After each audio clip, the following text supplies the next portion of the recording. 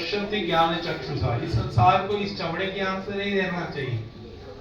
कैसे देखना चाहिए? ज्ञान चक्षु से देखना चाहिए। कैसे देखना चाहिए?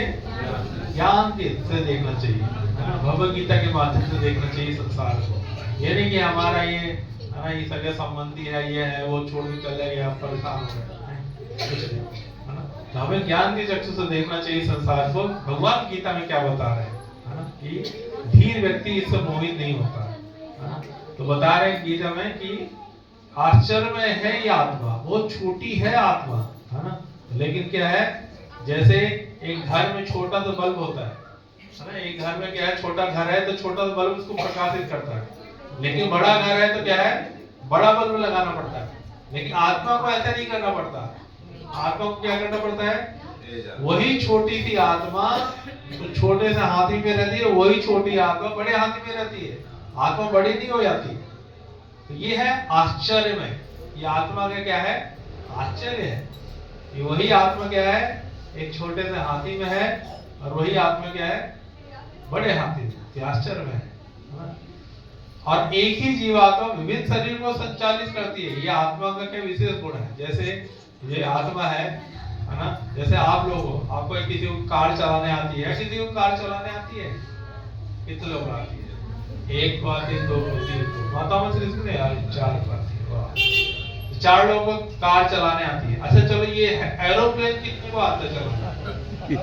कोई नहीं। अच्छा ये क्वेश्चन पूछा जा रहा है, कार चलाने आता है सारे पायलट। जिन लोगों ने हाथ उठाया कार चलाने का, हाथ उठा दोबारा से।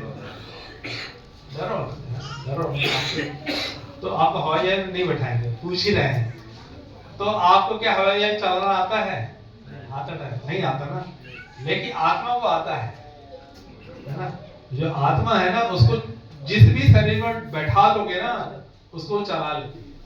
अभी इसको क्या है, मनुष्य शरीर में बैठाया गया, तो यार क्या है, इसको चला लेती है। तो बताया गया है जो 84 लाख तरह की जो है आत्मा को जलजा नव लक्षानी स्थावरा लक्ष्य विसंति कर्मे रुद्र संख्या का पक्षिणाम 10 लक्षणम त्रिमसम लक्षानी पासव चतुर्लक्षानी मानुषा।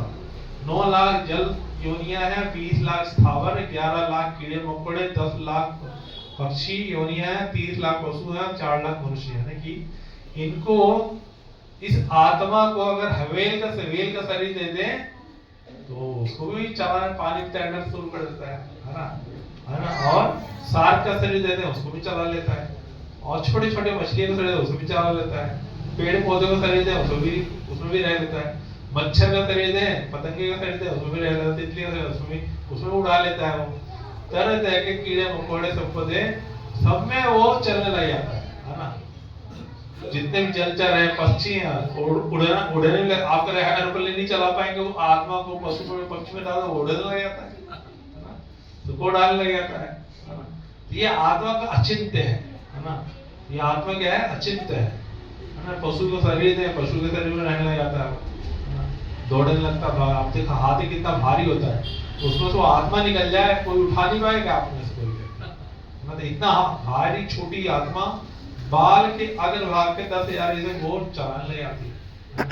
तो ये सब आत्मा के विशेष गुण है ना। कोई सभी शरीर, आप लोग इस शरीर में रह चुके हो, डरो नहीं।